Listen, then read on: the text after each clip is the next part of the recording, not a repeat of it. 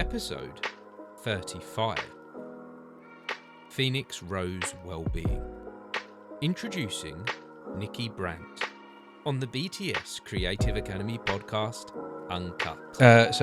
We're recording on video and audio. I don't know if you've seen any of these at all. I have seen them, yeah. So we're putting an uncut version out first of all, and then we'll do a cut version, which is a bit shorter, which is a bit more on Succinct topic. and on topic. Topic. So what I do with these is I do a little clap at the beginning to link the audio and the video. So if you'd like to join me, I'd love to. We'll go after 3. 1, 2, 3. I think that was pretty in sync, don't you? Yeah. Yes, good. Well, thank you for joining me this morning, Nicky. Thank you for asking me. How are you? Good. Nervous, but good. Yeah, good. Sometimes it's good to be a little bit nervous, isn't it? Sometimes we can channel them nerves and something beautiful may come of it. I find sometimes. Yeah, I think certainly anything theatre related or performance related, some nerves are good. Mm-hmm. And although this isn't a performance, it is still on camera and with technical stuff. So being the technophobe that I am. And sometimes new environments, this isn't your everyday occurrence to sit down and be asked, what do you think, and asked questions, and it's a bit different and new, isn't it? So it is, but you've got the fancy chairs out. I love these chairs. Yeah, the chairs are comfortable. Everyone's comments on how lovely the chairs are. In fact, I've had people say to me, can I join the conversation just to come and sit on your comfy chairs? So I can absolutely believe that. They are fabulous chairs. Yeah, it's lovely. So I wanted to find out, I asked you to come on the podcast because I know you do many creative things. Yeah. But let's start where I met you about a year ago, didn't I? And you got involved with a community theatre production that I was putting on. The Lion, the Witch and the Wardrobe that you were director of. Yes, it was wonderful. And you came out and you really you came in as part of the cast, but you really got involved with the show, and you brought new elements to the show, didn't you? That creatively, that as the director, I hadn't thought of myself. I remember thinking back, there was a particular scene that I wanted some kind of transformation to happen. Making Aslan fly. Yes. How do I make a lion fly on a small box stage in a small theatre? We've got this puppet lion. How do I make him fly? And going through the script, adapting the script, it was always a blank space. There was always this gap there that I was like, I'm sure I'll figure something out. Yeah. I'm sure I'll get there. But what I didn't take into consideration is that actually I didn't need to get there. I needed to leave that bit blank for someone else to come in and add their creative spark and genius into that moment, if you like. Which you did. You came in and you said, there's something that I do. I was like, I've got something that can make it look like that can make floating this over different. Clouds and things. And so where did that come from? That idea for you? We had these. What did we call them? The floaters. Floaters. We did the wafters. The wafters. That was it. I think it was sat in one of the rehearsals, and Izzy had mentioned something about silk fans and doing something with like flags. And she kind of had the video going as she walked past, and I sort of went, I have something similar to that. I was like, could do that. But again, being new to the company, being new to working with you and everybody, putting myself out there and saying this is something that I could possibly bring was quite scary. But you were great. You said, yep, let's go for it. And then in classic Nicky style, I went into right, I'm doing that, and then was like, no, actually I need to check in with you, and is that okay what we're doing? But I think the girls that were doing the wafting enjoyed doing the wafting. It was. Should we explain for those that didn't see it what a wafting is? So it's silk fan veils. It's like a normal fan with about 1.5 meters of silk on it, and they were in colours of blue to white gradient. So as you wave them, the air catches underneath them, and they just waft and float beautifully and look like skies and clouds and things. And underneath, Aslan flying with like the legs going, which gave your abs a bit of a workout, I seem to recall. Yes, yeah. That was it just added an element of not being on the ground, but being something slightly whimsical, fantastical, and enchanting. So, yeah. And was this something that you do in one of your other creative things that you... Yeah, as part of like the Egyptian dance and the belly dance, we use silk fans as a prop quite often.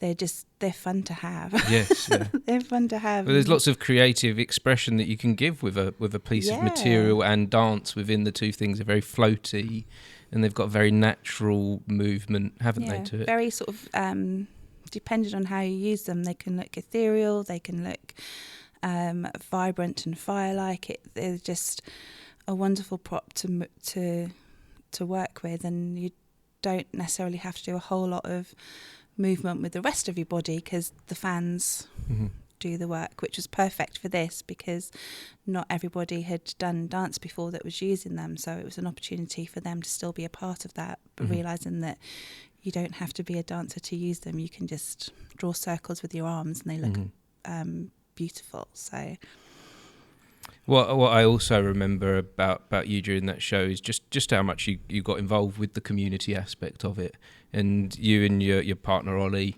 really got stuck in, and like as soon as I knew that you were both new to the company, and I think you were waiting to be kind of invited in, but as soon as you was given some free rein with your creativity, you really both gave a massive support to the show. And added a lot of creative inspiration into it, didn't you, both of you?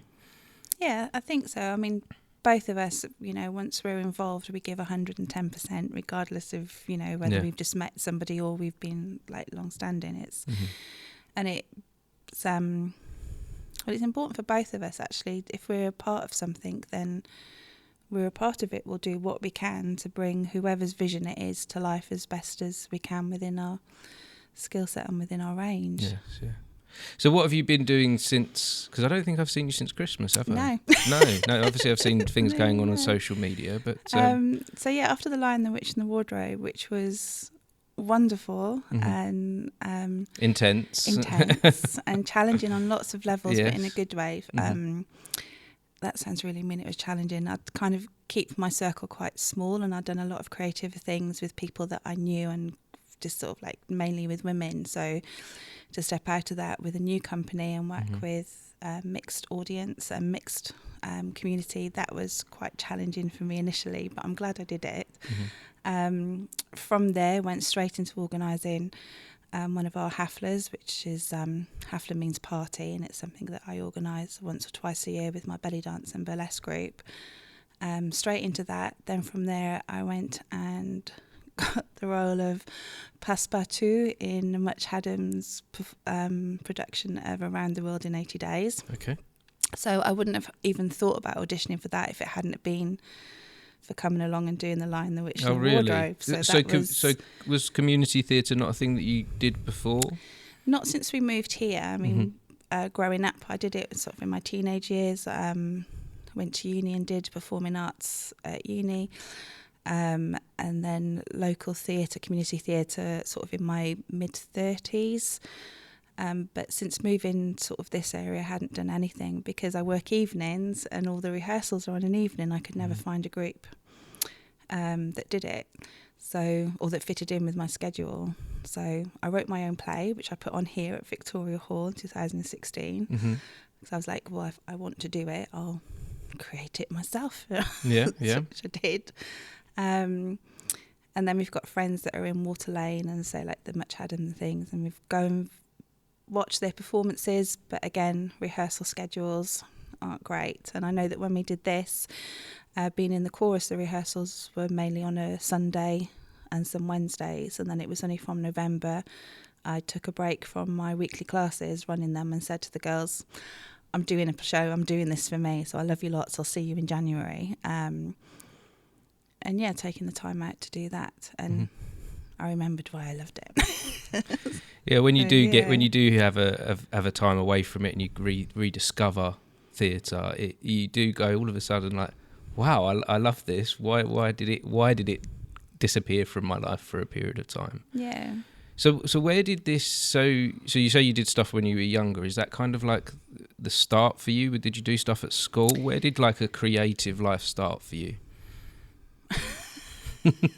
Was there a moment, or was it kind of more? There was a moment when I was about 3. Okay, so very early on. Very early on. Right. Okay.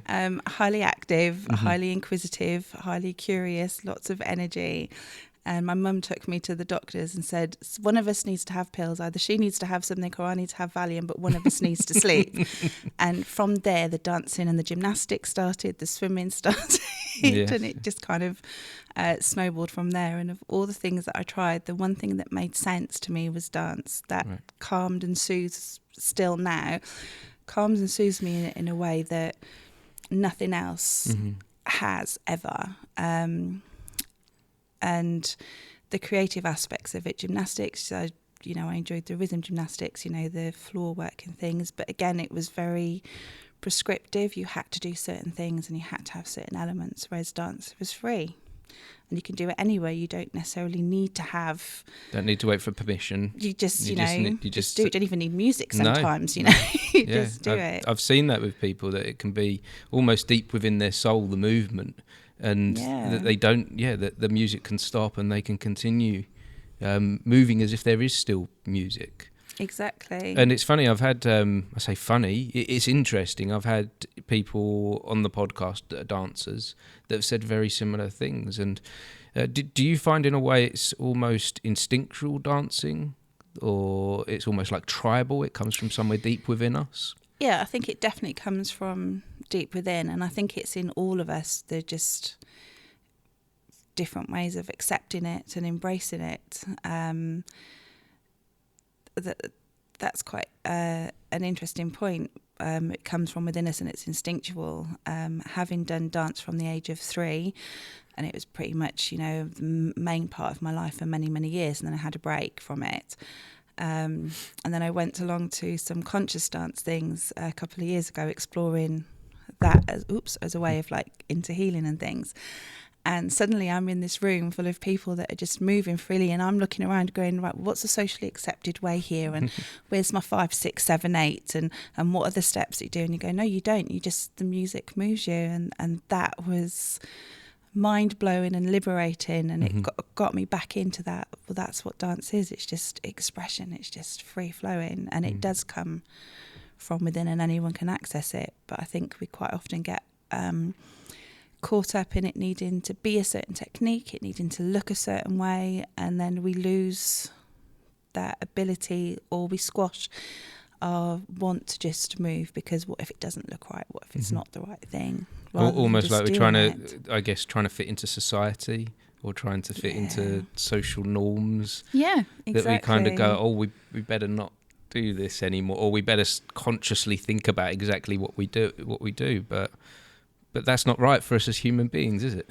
No, we need that freedom. We need that expression. And I see that with the women that come into my classes that I run, particularly with the burlesque classes. They'll come in and they'll start, and there'll be lots of pouting and smouldering, and I'm like, does that feel a bit, it feels uncomfortable in their body, and you can see that. And I'll say, does that feel good for you? And they're like, well, no, but that's what you do. I'm like, why is that what you do? Just be you. And it takes a long time to break down those preconceived ideas as to around what a certain dance form is supposed to look like, into embracing how it works and feels for you.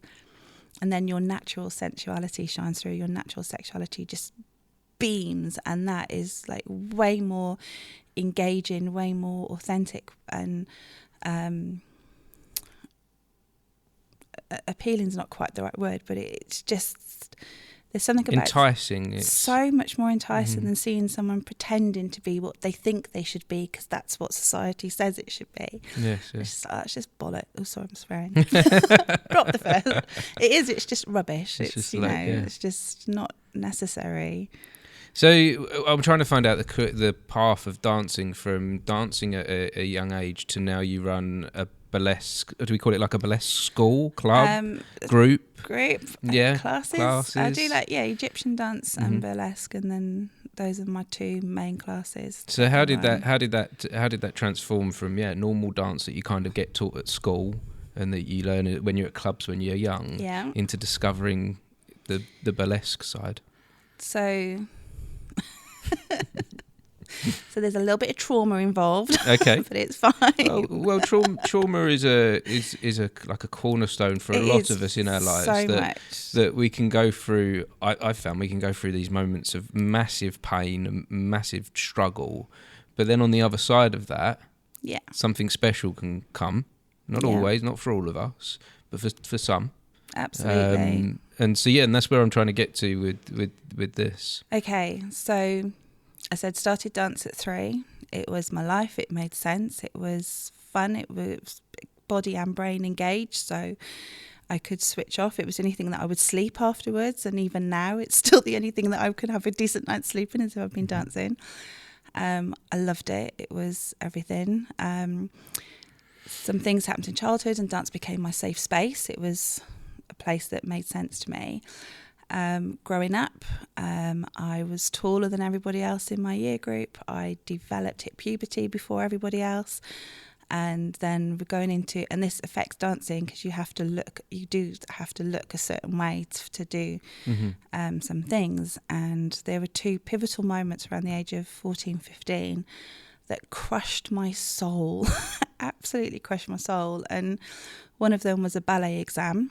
They wouldn't let me go in and do the exam. And they said they wouldn't let me do the exam because I was the wrong shape. I would never make it as a ballet dancer. So they wouldn't let me do the exam because there was no point. And they hadn't even seen me dance. They hadn't done anything. They just made that snap decision because I was tall and curvy. There's no point. You're not going to be a ballet dancer. That hurt a lot. And then within 6 months of that, we had like a day of dance at our local leisure centre where one of the dance academies had come in, and we thought it was just a day of workshops.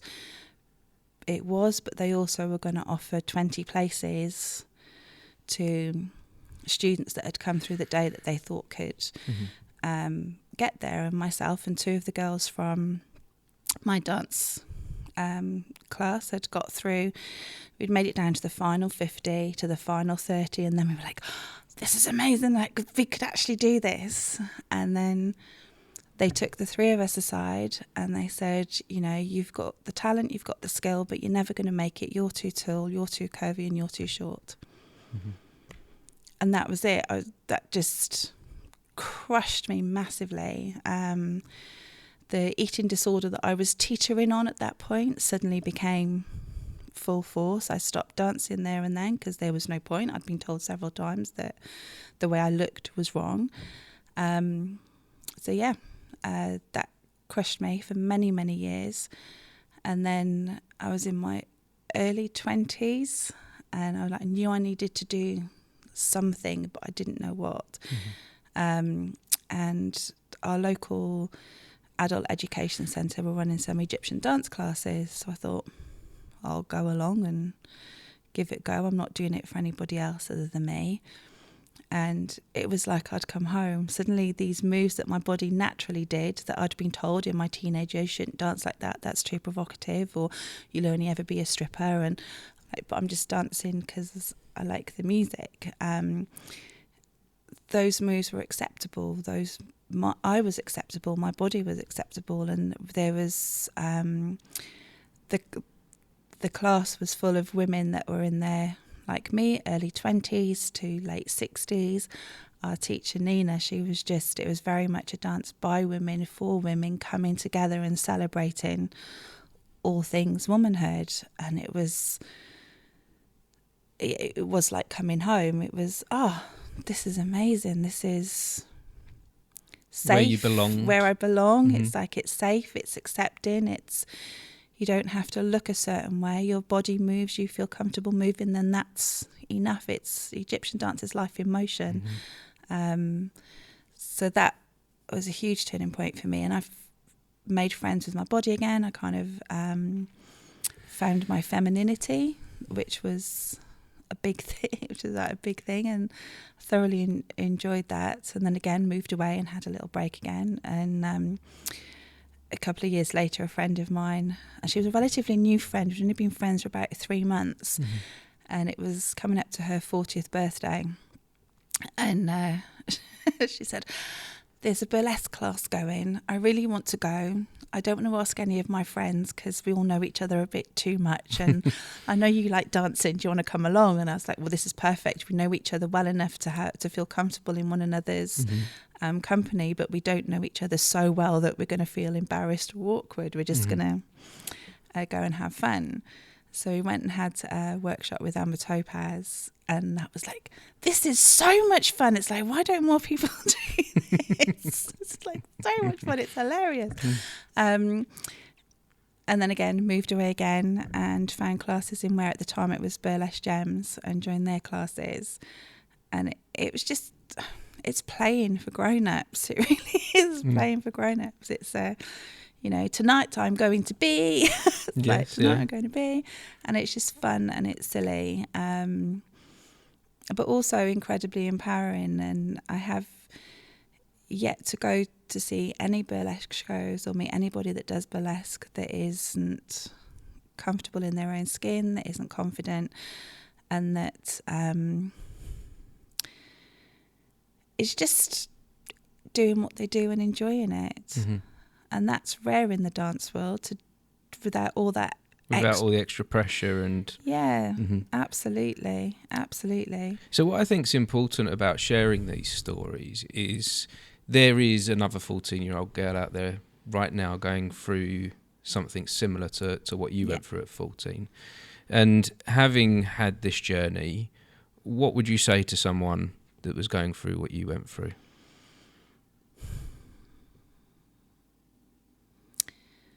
If you love doing it, keep doing it. Do it for you. Don't do it for anybody else. Do it because it makes you feel good. Do it because it's, I want to say the way your heart sings, but I know it's talking about dance. But the thing that the things that light you up, the things that bring you joy, keep doing them, because they will get you through those tough times, or they make the tough times easier to navigate.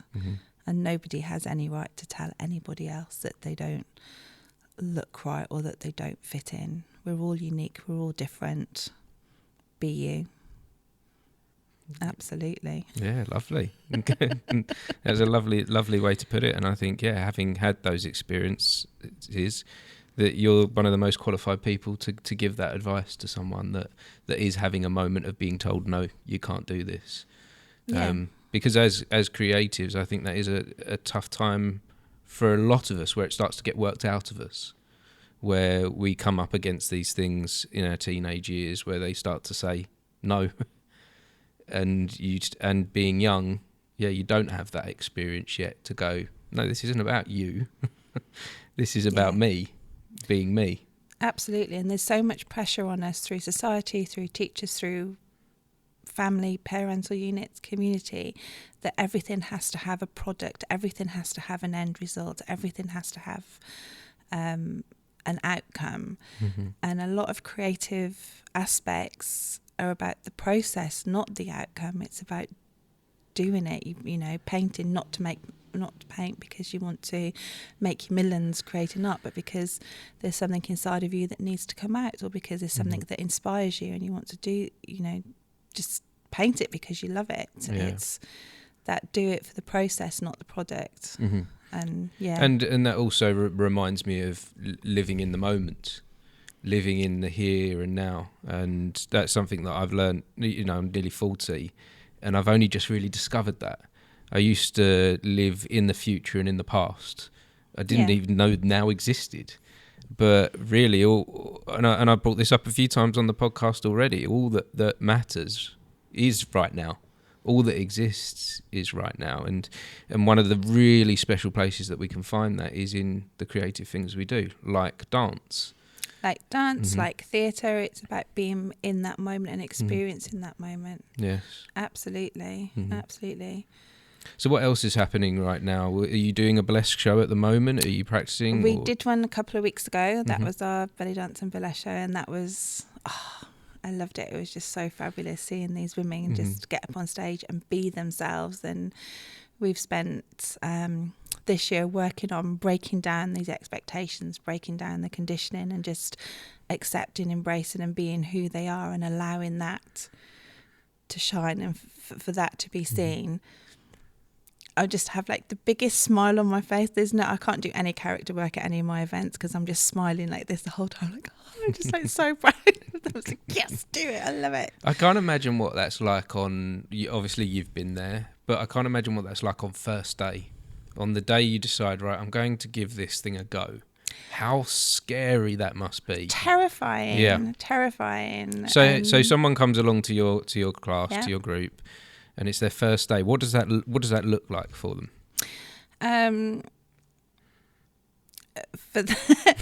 Having been in that first day, yes, a lot of standing around, pulling your jumper down, pulling your t-shirt around, like looking around at everybody, being slightly judgy because that's part of human nature on that first day. Thinking, am I going to be okay in here? Am I going to be able to do the moves? Are they going to ask me to take anything off? What if I don't want to take anything off? Like so many thoughts going through, and it's like, do I have to do this? And just go, no. I guess you kind of put yourself into fight or flight modes as well. Yeah, you can see them coming in like fight or flight, and we have lots of giggles, nervous giggles. We have some stroppiness. Okay. Well, I'm doing that. It's like, do it, don't do it, love. It's your body, your choice. It's always your body, your choice. Do or don't do. That will be respected. And yeah, but you see, they start to relax and breathe, and once they realise that they're not going to have to strip down in the first session or in any sessions if they don't want to, you can see them start to relax a bit more. And then again, so you get like the pouting and the staring at themselves in the mirror, scrutinising what they're doing. It's like, no, stop that. What do you notice in your body? What feels good in your body? How do you like to move? And like, what do you mean, how do I like to move? It's like, what feels good to you? How do you do that feels good? And it's not that anybody needs permission to move their body or feel safe in their body, but sometimes somebody saying, do what feels good for you, can be enough to go, oh, okay, I don't like that move. So don't do it then. What can you do instead? Well, we don't get really told that anywhere, do we, in life? Do what feels right for you. What feels right for you? Yeah. They're going, what do you mean what feels right for me? I don't know. It's like, well, have fun, find out. But I'll look silly. Well, we all do, love. It's, it sounds really fun. Empowering. It's so empowering. It really is. And yeah, and like you're saying about being in that moment, that presence, that's something that I bring into all of my sessions. So we have at the start, my hubby was talking about this on the way in and how I differentiate between the two groups. So in Egyptian dance, we do like a breathe-in exercise to begin with, just coming back to your core. So Egyptian dance, that's dance. Like belly dance, yeah? Yeah. Okay. So we start off breathing, just breathing, just, coming back to who you are as a person. So forgetting, leaving behind the roles and responsibilities that you have during your day-to-day life, and just coming back to being who you are, where there's no expectations and no judgments. And how do we do that? Because that's quite hard. It is hard, isn't it? It's like, how do you do that? You just allow yourself to just be in that moment. And and I say to everyone that turns up in both classes, just be who you are. If you're coming and you're feeling grumpy, be grumpy. If you're coming and you're feeling happy, be happy. You don't have to put a mask on. Just be. You're welcome. However you turn up, you are welcome, and there's a space for you in that class. And then we have a breathing in the now and breathing out everything that happened before. So breathing out what happened before you got to class, and then breathing in the now and breathing out everything that's going to come afterwards, and just be present, be here with us now. And then in the Egyptian dance, we brush from our shoulders down our arms, and imagine that we're brushing the weight of the world from our shoulders, let it melt into the floor. We don't need that. We just need to be who we are. And that's lovely. And then with the burlesque classes, can I swear? Yes, yeah, okay? This is just checking. Yeah, this is. I'm surprised I've only done it once so far. I mean, that's like, whoa.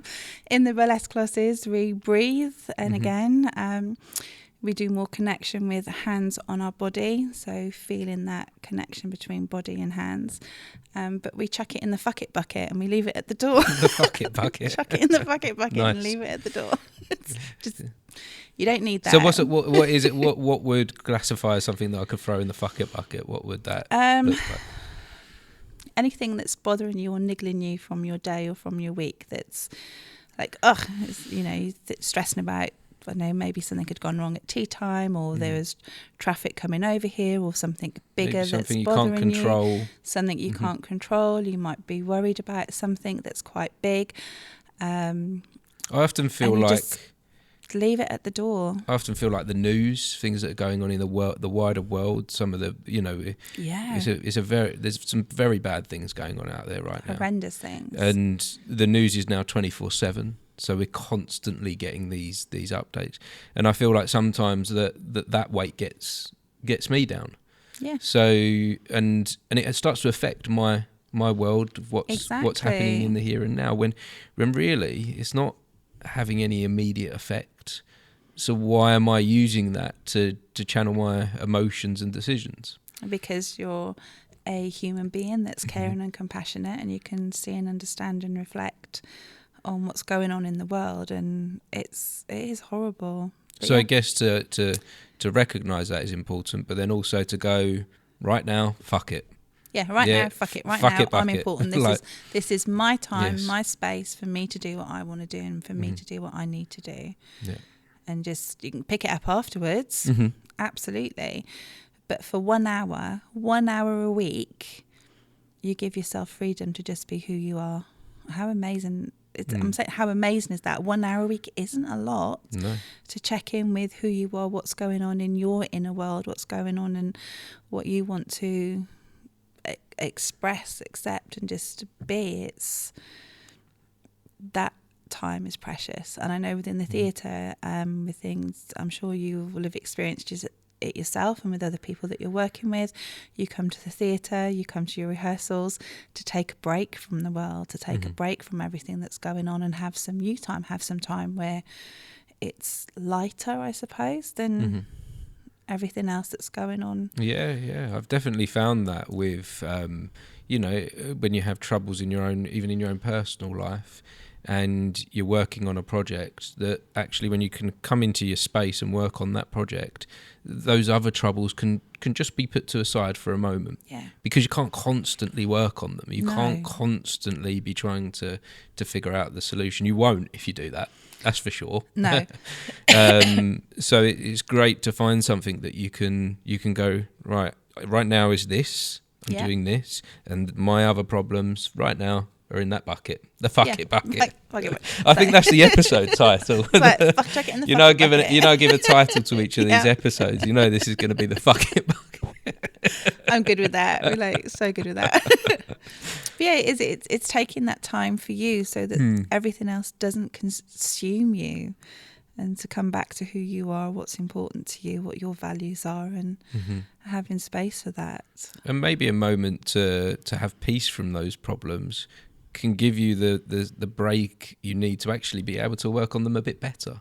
Absolutely, because like you say, if you're constantly focusing on it, you can't see the wood for the trees then, can you? You can't see a way out of it. Whereas taking a break, doing something else, getting a different perspective, just on life in general, can do something wonderful. So you can approach things with a slightly clearer mindset, or a calmer mindset and a calmer body, so that you've then got that space to deal with what you need to deal with.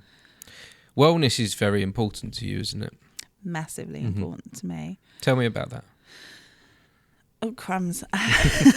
Where to start? Where does that start? So I'm like, so how good are you at keeping me on track? Because I know I go off on tangents, so it's like, oh my gosh. So wellness is hugely important.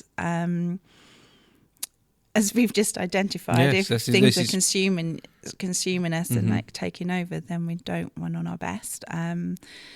My own self-inquiry into how I worked, how I needed to function as a human being, led me down the route of wellness and things. And I've said many times, if I don't dance, I don't function. I need that as part of my day-to-day wellness activities. But it is important. We carry a lot of responsibility. We take on a lot of responsibility and burdens that aren't always ours to carry. And it's easy to lose who we are when we take on those roles and responsibilities. So you're a dad. Mm-hmm. So you have the role of dad, man, podcast, director, all the other things. Many hats. Many hats. Yeah. And many hats require different versions of yourself. Of yourself. Mm-hmm.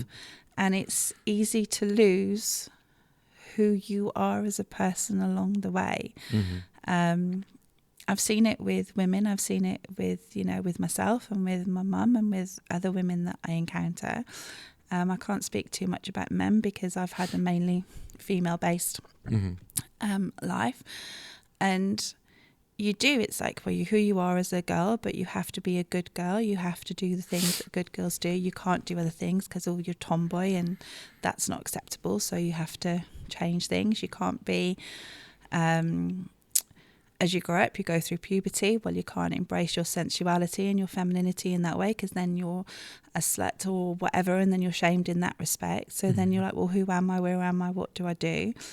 You go to work and then you become your job. So you're identified through your job, and then you're identified through your partner, through whether you're a wife of, mother of, partner of, carer of, daughter of.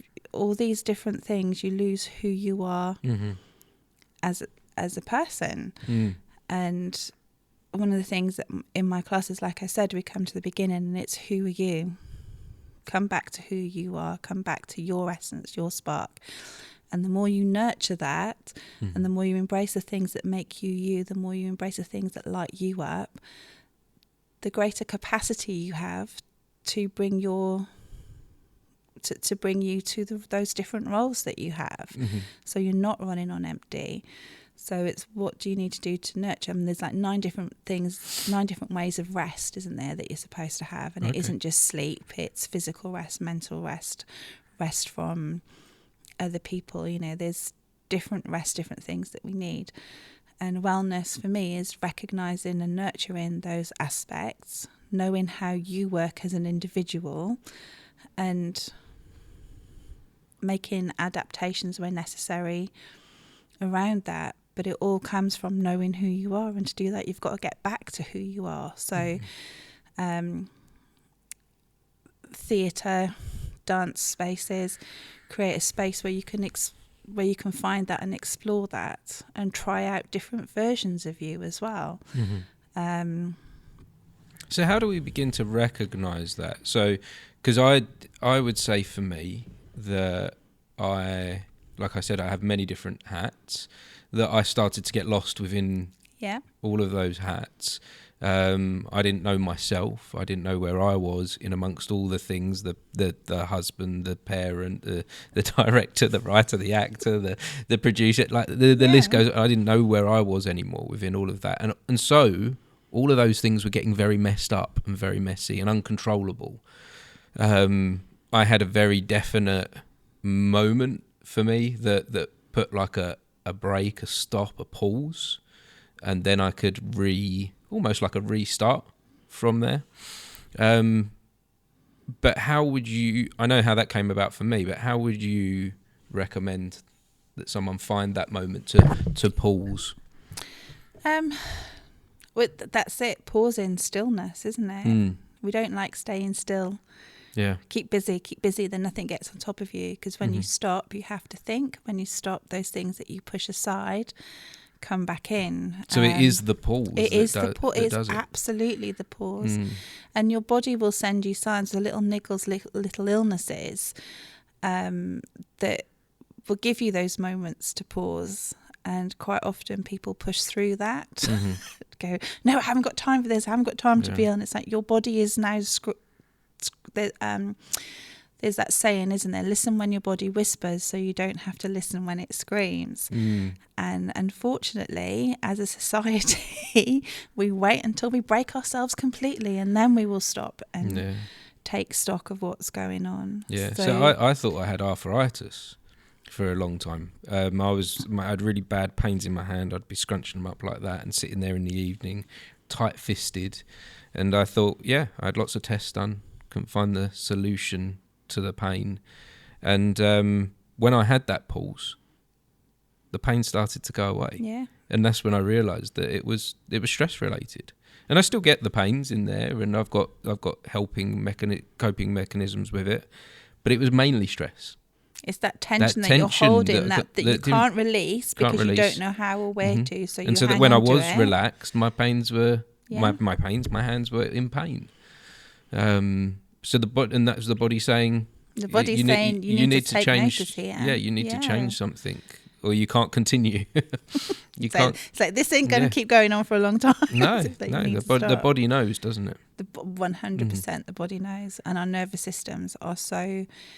I say in tune, I must stay in tune, but they're so nuanced and so subtle that once you start tuning into your nervous system and recognizing how that works and the signs and the signals that your body is giving you, then you can start doing something about it rather than pushing it aside, ignoring it, niggling in and just brushing it. Practice the pause for sure.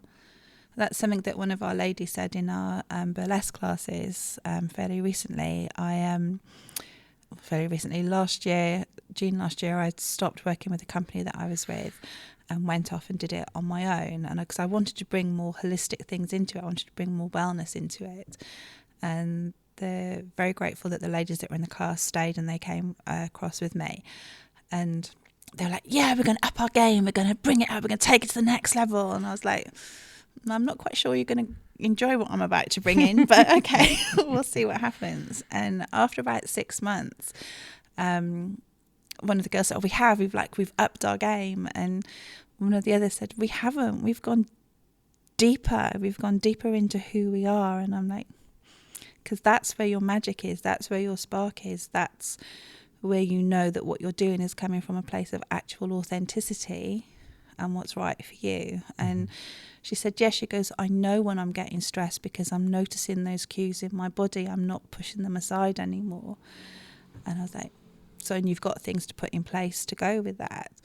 And you don't necessarily expect to come along to a dance class and go away going, I recognise what's going on in my body now and how I can adapt to that. So the pause, if we can listen to our bodies more and practice the pause, that helps. But being in our bodies, and that's the key thing. It's a lot of wellness, a lot of things are about meditation, going to your higher self, taking yourself out of your body and going up where it's nice and lovely, and that's great. But we are human beings living in a human body that is very earthbound. So bridging that gap between the mind and the body, that to me is really important, because once you feel that safety within your body and you recognise what's going on, then your arthritis pains go away. You're not working for a 2-week holiday that you can't really enjoy because all your illnesses come out. Quite often people will go on holiday and they're ill for the 2 weeks because they've been on fight or flight. Their adrenal system is on overload. Cortisol is running amok, stress hormones. Go on holiday and then they're ill. Whereas if you can find ways to manage that as you go, then you don't need it. There's also this interesting thing also on, like, kind of with illness on the other side of that, is this thing called doctor theatre. Have you heard or experienced that, where you are ill and then you do a show, and whilst you're doing the show, the illness goes away and it pauses, and then afterwards it may come back, but you relieve something for a moment when you put yourself in that state of, like, flow state. Flow state, presence. When you're doing a show, you have to be in that moment, because if you're not, you're going to miss your cues. You're going to mess up. So again, presence, that flow state, absolutely, I can totally see that. How that is. And again, it's a break, isn't it? Yes, again, it's that pause, isn't it? It's a pause from your body struggling with whatever it's struggling from, focusing on something creative or something that you love, something that you enjoy as well. So tell me a bit about the I'm going to call it the wrong name now. The Phoenix Rose Wellbeing. So that started out as Phoenix Rose Belly Dance, because Mm-hmm. I started teaching belly dance before I did all the other holistic stuff, but it's all intertwined. Mm-hmm. It's like all meshed together. I was actually listening to your other podcast that you did with Phoenix Rose, and I was listening to her and how she was saying about the safety within her body she got through the boxing and things. That was one of the very early episodes I did that on Zoom. Yes. We had a lot of technical difficulties. I don't know if you watch that back. It's quite difficult because it's all out of sync, and I need a professional to sit down and edit that one for me. The message is still there. The conversation is still there, and that's still because she had a lot of value to add. And absolutely. Yeah. Oh, that's very interesting actually. That her name is Phoenix Rose.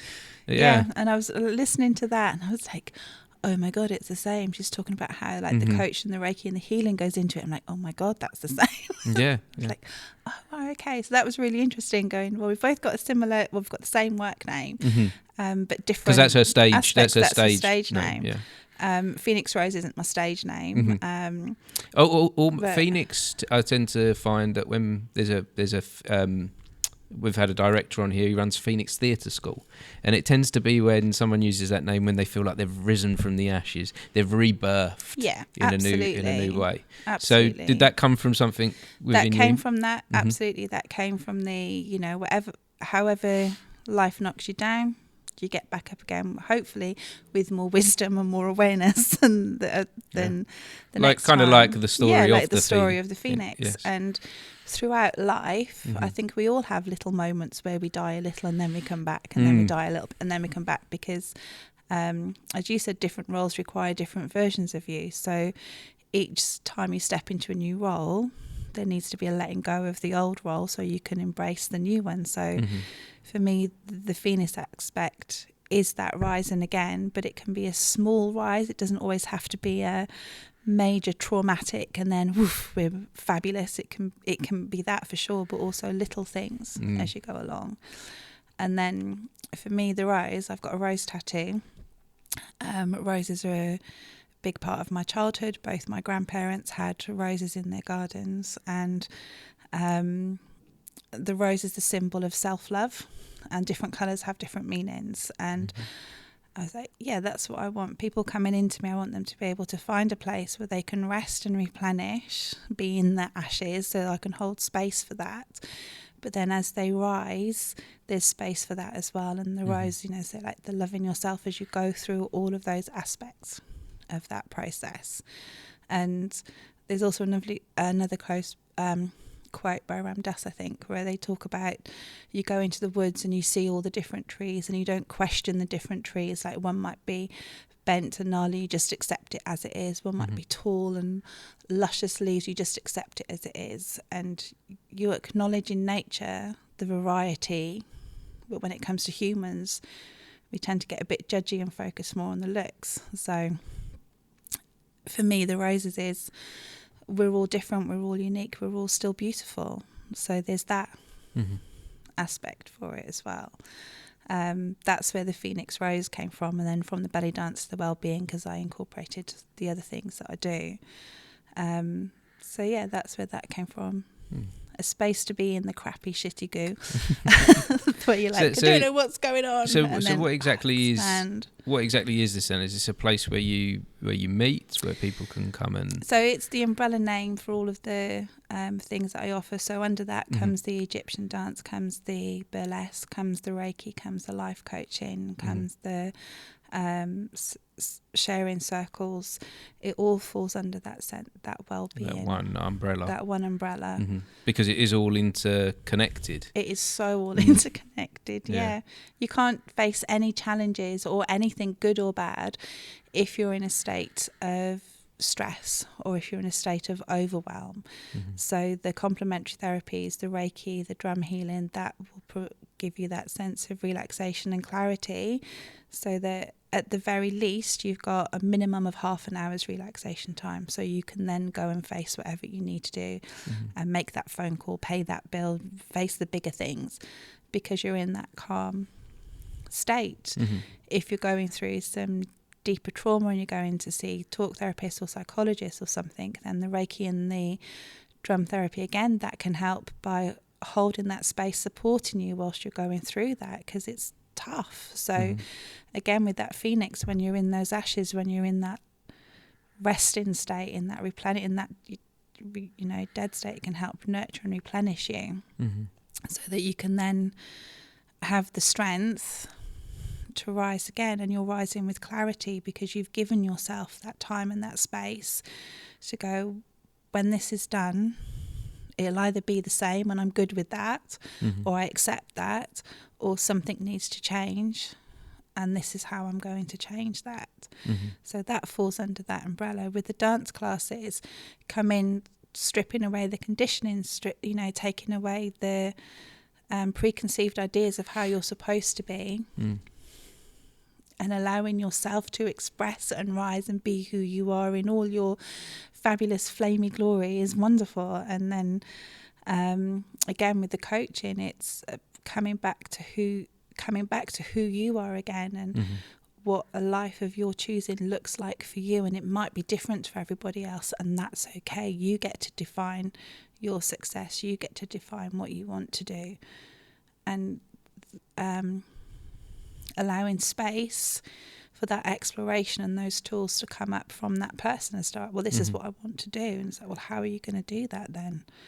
Oh, well, I think I need to do this. Great. How are you going to do that? How are you going to know when you've got there? And like anyone that comes to anything I do, you actually get literal happy clappy dances and like double thumbs up, because I am so there for anybody that says this is what I want to do and does it and holds himself accountable. It sounds to me like you've found a way to do the things that you were meant to do. It sounds to me that's quite a special place to be, isn't it? Absolutely. Would you say that? Because I'm listening to you and I'm like, this is what you do. This is you. Yeah. this is what I do. this is Nicky. This is yeah. This is what you were put here to do to share these things that you've discovered within your life that's helped you, and share them with others. Absolutely. And I've always done that, even as a child. Like I remember being on guide camp, at like county guide camp, and we were there for the day, and we were we had to make a pivot on like 2 logs so that they could go from one side of the stream to the other. And I was only about 13, 14 at the time, and the leaders were trying to explain to us how to do these clove hitches and to do these knots so that we could then get these logs to work in harmony. And I was quite good at knots. I quite enjoyed them. So I picked it up really quickly. But a couple of the younger guides couldn't get there. So I talked them through it in a different way to how the leaders had done it. And they all got it. And then I found that throughout the course of the day, I would be re-explaining in a different way what the leaders had said to other people so that they could get it. So that's that differentiation of finding a different way around it. That's something that I've always done. Working as a teaching assistant and a learning support assistant, that's how I spend my days. I'm holding space for children to do what they need to do, and then re-explaining it in a way that they can access, a way that they can get. And I've always done that. So doing that in the classes, and again finding a way that works for them so that they are empowered to do it in a way that they can do it, that doesn't necessarily fit in with what everybody else has done or how everybody else has done it, but they're doing it in a way that works for them. And that I love.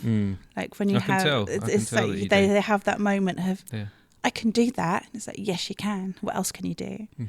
And it's never, and I never focus on what people can't do. It's, oh, show me what you can do. We'll work with that. Yeah. And I think that's about, I was starting to think about the life coaching that you do. How does that differentiate, and how is that different from like clinical psychology and psychotherapy? How does that separate from that? So with therapy and psychology and counselling, you're delving into the past and unpicking the I'd say the damage that's been done, but you're unpicking the things that have hurt and how you've responded to that. Trauma. The trauma, all the different things, but you're looking at the whys, the hows, and processing it. With the coaching, you go, well, that's what happened. Can't change what's happened. What do you want to do? What do you want to do going forward? So it's forward focused. It's not about going back. I mean, we do look at limiting belief patterns, and we do look at negative thinking that has held you back, but we don't delve into the whys and the hows, because we're not trained to do that. We're trained to go, these are techniques that can get you past that, or can help you through that, so that you can go on and do what it is that you need to do. Yeah, and it's great. It really is just like, oh, why isn't everybody doing this? It's amazing. And again, for me, it's that success that looks right for that individual. That's the important thing for me. Is there when you're doing the life coaching, is there any kind of danger of giving not the kind of right direction at all, because you're not necessarily you're taking like the things that you've learned in life as a person, as a human, and not being necessarily trained in a certain subject? You see what I'm getting at? Yeah, I see what you're getting at. So with coaching, if you do it in its purest sense, there's no input from me other than asking the questions. It's about asking the right questions to get your client their own insights, their own take on things. As a coach, I don't offer advice. As a coach, I don't say what you want to do is, because that's not my job. My role is to hold space for the client to find their own way through it. I can signpost, and I can say to somebody, if something's coming up that I can recognise is deeper and will need therapy, then I can say, I can help you with this. I also think you might need to go and see a counsellor, because this is a deeper issue than I can deal with. So a coach shouldn't tell a client what to do. A coach's job is to hold that space as the client finds their own insights. We can ask questions, we can prompt. But yeah, coaching has nothing to do with me whatsoever. It's all about the client there. My experiences, my life experiences, mean that I can hold space. I can be empathetic. I can be compassionate. I recognise and I get when things are difficult. I can recognise and acknowledge life experiences that are challenging, and I can use my own experiences as I see how that's difficult for you. I can understand how that would be challenging. This is what I did. It may or may not work for you. What do you think would work for you? So I can bring those experiences in, but it's not about me. It's about the client and them doing what's right for them. Yeah, good. So yeah, if you've got a coach that's telling you what to do what to do. Yeah, I guess that's get rid of them. Then they're not coaching. They're mentoring or consulting, and that's different. Yeah, and for some that could be dangerous.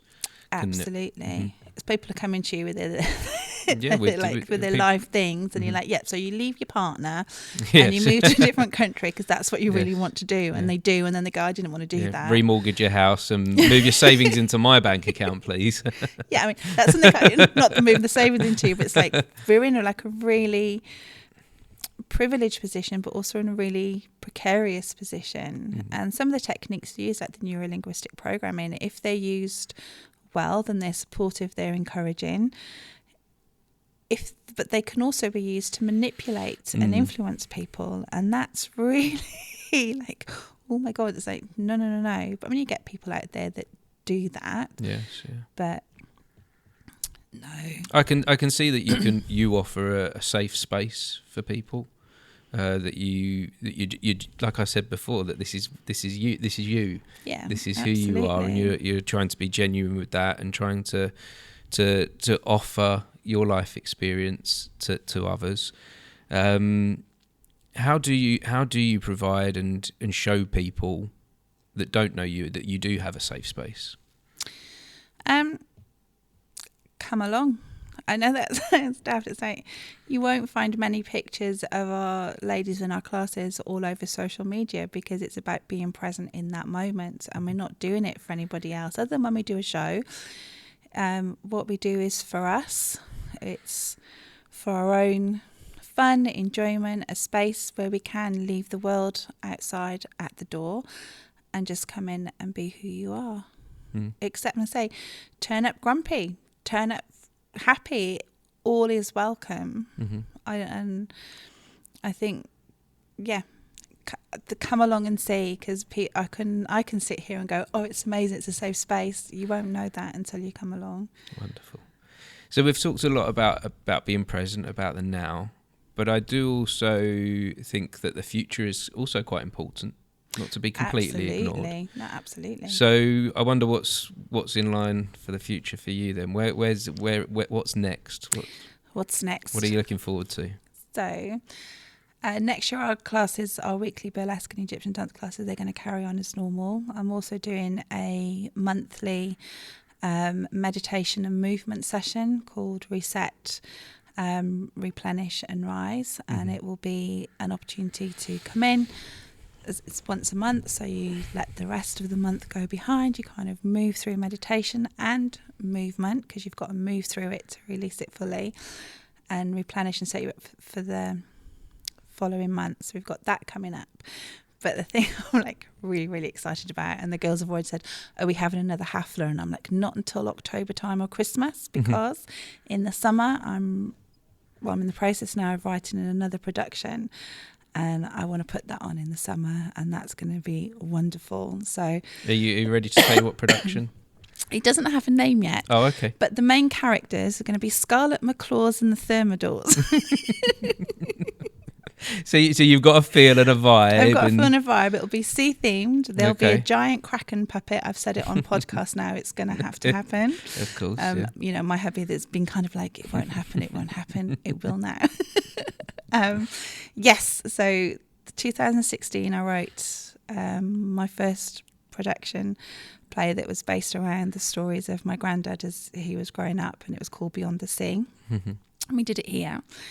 And as we were going through the rehearsals, I had a guest performer was going to come in and do the last solo number, so that the rest of us had time to, run around the back of the building, get changed, and then come back down for the walk down. And she pulled out 2 weeks before the show, and I was like, oh my God, what? I was like, no. I was like, I don't know what to do. So one of the girls that was in the cast, excuse me, she goes, oh, I've got a lobster costume. I was like, perfect, put it on. So she came on and she just freestyled Rock Lobster, the B-52. Yes, And Scarlet McClaws was born. She was wonderful. And then the second production I wrote, Saving Christmas Not for the Faint-Hearted. Very dark. I tend to write dark things, but they rhyme, so it's fun. Yeah. I was like, how can I get this lobster into this show that's set at Christmas? So one of the scenes where 2 elves were making the cookies from Granny's cookbook. Now, Granny also had a bit of her iced buns. People were very productive, and her cookies, everyone was like really chilled out after. So Granny was running a bit of a drug operation. So these 2 elves are cooking from Granny's cookbook. And then we had the music from Charlie and the Chocolate Factory's World of Imagination. So the 2 elves are now getting high and off their trolley, and the lobster came in and just like danced and swirled around them. And I'm like, Scarlet McClaws lives. And then the last one I did, Which Way is Best, it was a take on the from like the Lion, Wizard of Oz, Tin Man, Scarecrow, and the Lion. Well, what happens once Dorothy goes back to Kansas? It's like she's just left everybody to pick up the pieces. So we had Glinda the Good Witch lived under the sea for that one, and we had mermaids and sirens and things, and one of the mermaids broke her leg, so she had to pull out. And again, it was like 2 weeks before the production. I'm like, what do I do now? It's like, God, it's like a speaking part and everything. So one of the wonderful women in the cast made a lobster puppet that then became the voice of this other mermaid, which was great because the mermaid that took on the role of holding Maisie, she did brilliantly. But then there was a ball scene where we were all supposed to be dancing in the ball, and I'm like, you can't do that with the puppet because we need to change partners and things. So one of the other cast ladies, her daughter, stepped in last minute, donned same lobster costume, and was a life-size lobster in the ball scene. So it was like, Scarlett McClaws lives again. So I thought, I think Scarlett McClaws needs to have her own show. She's been, she's had like little cameo moments. You've been building her up to something big. Building her up. So yes, Scarlett McClaws and the Thermidors. So she'll be singing. So I'll need to find someone that can sing for that part. Not me, I can't sing.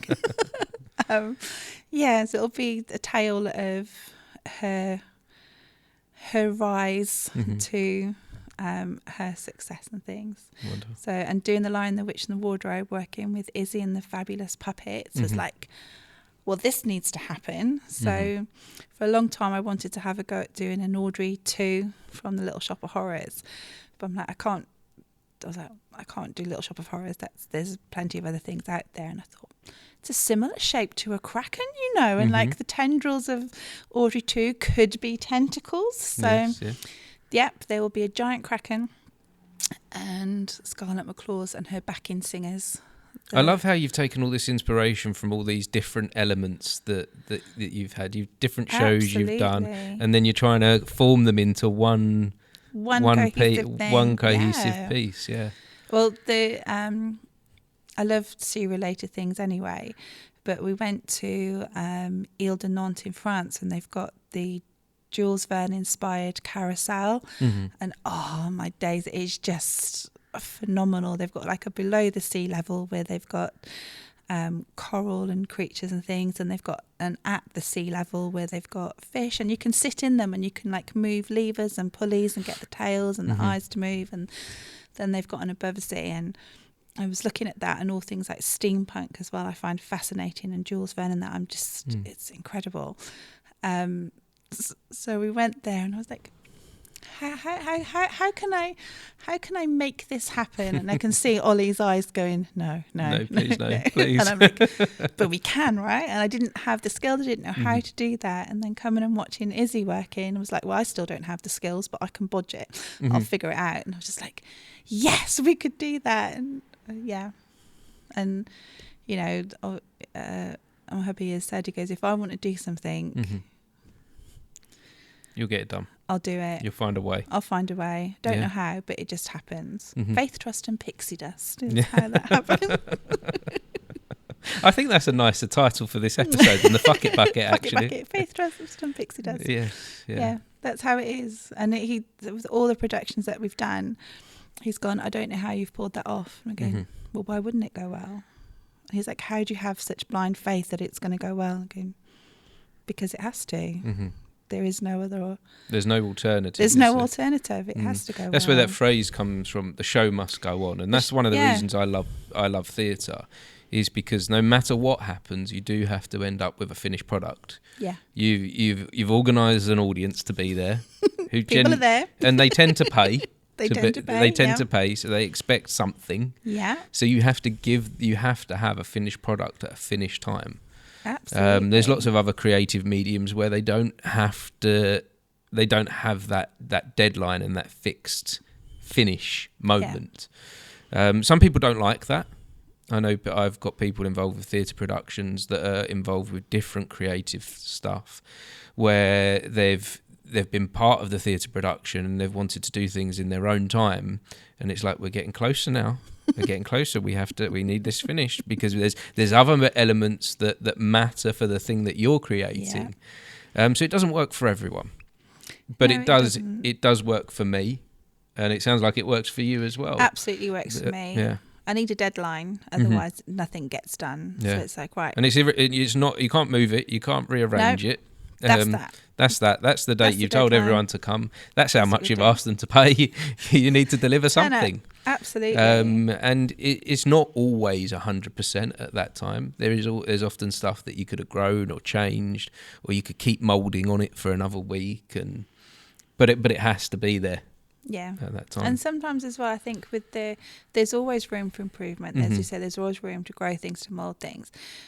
But sometimes you can overthink it, over-perfect it, and then you get something that's technically fabulous but soulless, because it's been polished, Mm-hmm. that you've lost that. That sounds really mean. I don't go out and do sloppy things, but I think sometimes you can over rehearse, overdo, and that's. I guess when you do see something creative that maybe is a bit soulless or sloppy, it sometimes comes from a place of the person doing it not really understanding why they're doing it. Is that what's your motivation? Yeah, and that's genuine. What is the reason? What is the reason why? Yeah. Why are you putting this on? Are you putting, often I see, especially with actors, it's often the fame thing that they're chasing, that they've got this dream or this ideal that they're trying to have in the future, and then the work shows that or doesn't show it. I think that the question that you posed on Instagram that I responded to with a successful artist, how they care but not care, and I think that's it. You can tell the people that are performing for fame, the people that are doing it because they want that celebrity or because they want to influence an audience to feed their needs, and those are the performers that are doing it because they love it and they care about the craft, they care about what they're putting out there. And I think that's really noticeable from an audience perspective. Certainly in live theatre and in live performances, you can tell a mile off if somebody is performing to feed their ego or they're performing because they want to share a moment with you. And I think you can tell that. And I've seen incredibly technically phenomenal dancers dead behind the eyes, and it is not engaging at all. And then I've seen newer upcoming performers that haven't quite polished and honed everything yet, but they are engaged, they're interactive, they are connecting, and that is what draws an audience in far more than something that's pristine and perfect but no emotion behind it. So it's like finding that balance, isn't it, between caring enough to produce something good and produce something well, not caring enough that you've done the best that you can, you've put it out there. How your audience receives that is how your audience receives that. Not everybody is going to like you, not everybody is going to get it, and as a performer you have to be okay with that, otherwise it will crush you and you'll never perform again. No, that's very true. That's very true. I really appreciate your time today. Thank and you. and sharing your story and your wisdom as well. Have you got any parting words of wisdom for anyone listening in of how to? I think a message that we've been talking about on here is about being true to yourself and finding your authentic self. So have you got any words of wisdom of inspiring someone to be able to take that moment of pause and able to find themselves? How do we do that? Going back to that pause. How do we do that? Because I think that's really important. Go back to that pause. Find your muchness. The things that lit you up when you were a kid, go back and explore those again, because that's where you start from. The things that make you light up. Do more of that. More of the things that make you feel happy. More of the things that make you feel calm and at peace. Do you. That's it. Just do you. Do you. Lovely. Do you. Thank you, Nicky. I really appreciate it. Thank you, Martin, for having me. Thank you. Thank you. It's been good. Not as scary as I thought. It wasn't too bad, was it? No, it was okay. It's like, okay, that's fun. Yeah. It's just it's a conversation. With cameras and with microphones cameras and lights. And lights. Yeah. But really, it's about me and you being in this moment and having a conversation, and maybe one other person might listen in and get some value from just it. The one. Maybe. But that doesn't matter if it is. I do think that's all it's about. Is yeah, absolutely. Being there for the one. The one. Yeah. We don't need hundreds of thousands listening. We just need that one person is enough. Just the one. Because we're all valuable, aren't we? Absolutely. And that's where I think I was just wrapping this up, and then I came to another point of God, do tell me. Tell me more. I hear a lot of people like, oh, you haven't got hundreds of thousands of people listening, hundreds of thousands of views, and I think that takes away the value and the importance of us as the one, as the individual. And even if this conversation is just about me and you, that's great. Nice. That's absolutely fine. Yeah, because you because I've got a lot from this today. I've learned a lot from you, and maybe you've had a moment as well. Absolutely. That would be nice. Absolutely. Yeah. Success is how you, again, going back to what we're saying about what's right for you. You define success in a way that's right for you. I'm happy and love that I have a core group of women that come to my classes that get real value from that. I'm not entirely sure if I had a class full of 20, 30 people that it would hit in quite the same way. So success for me is that safe space where the women are getting what they need to get from it. That's important. So just that one, just that two, just that three, rather than 30, 40 that aren't getting it. So yeah. Well, thanks again, Nicky. Thank Truly you. do appreciate you. Thank you. Welcome. That was the BTS Creative Academy podcast, Uncut. I appreciate you joining us for this conversation. If you'd like to find out more, just search BTS Creative Academy. And to make sure you stay up to date, don't forget to like and subscribe.